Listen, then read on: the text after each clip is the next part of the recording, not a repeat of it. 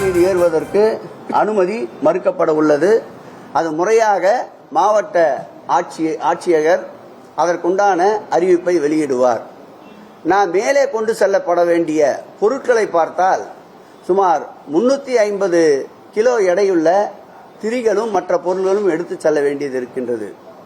அதேபோல் முதல் நாளுக்கு தேவைப்படுகின்ற 40 டின் நெய், அதாவது ஒரு டின்னுக்கு 15 கிலோ என்றால் 600 கிலோ அளவுள்ள நெய்யை மேலே எடுத்து செல்ல வேண்டிய நிலை இருக்கின்றது.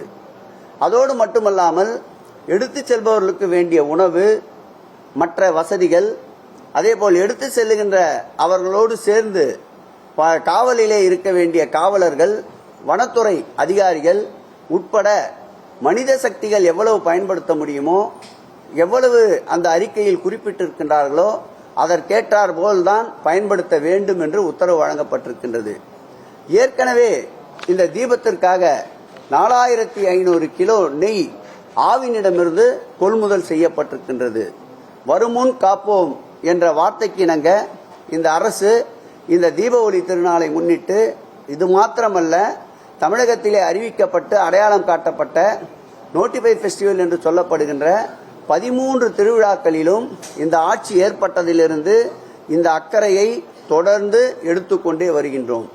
நேற்றைக்கு ஒரு நாள் மாத்திரம் பார்த்தால் 7வது நாள் தேர் திருவிழா. அந்த விழாவில் மாத்திரம் 5 லட்சத்திற்கும் அதிகமான பக்தர்கள் கூடியிருக்கின்றார்கள். இப்படி நாளொரு மேனியும் பொழுதொரு வண்ணமாக இறை தரிசனத்திற்கு வருகின்ற பக்தர்களுடைய அளவு கூட கூட அவர்களுக்கு தேவைப்படுகின்ற அடிப்படை வசதிகளையும் மாண்புமிகு தமிழக முதலமைச்சர் அவர்கள் தன்னுடைய நேரடி கட்டுப்பாட்டிலே பல்வேறு கள ஆய்வுகள் மூலமாக தேவையான அளவிற்கு கூடுதல் வசதிகளை செய்து கொடுத்து கொண்டிருக்கின்றோம்.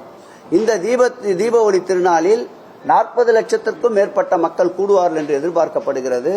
அப்படி 40 லட்சம் மக்கள் கூடினாலும் அதற்கேற்றாற்போல் கடந்த ஆண்டு என்னென்ன வசதிகளை எல்லாம் 30 - 35 லட்சம் மக்கள் கூடுகின்ற போது ஏற்படுத்தி தந்தோமோ அதற்கேற்றாற்போல் கூடுதலாக 20 - 25% மேம்பாட்டுகளை, வசதிகளை கூடுதலாக்கி இருக்கின்றோம்.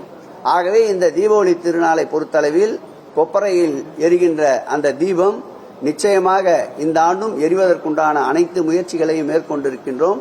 இயற்கையும் அதற்கு உதவி புரியும். அண்ணாமலையாரும் உண்ணாமலையாரும் அதற்கு உதவியாக இருப்பார்கள்.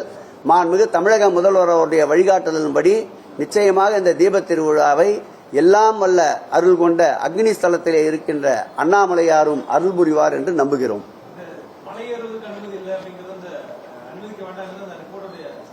அதிகமான மனித சக்திகளை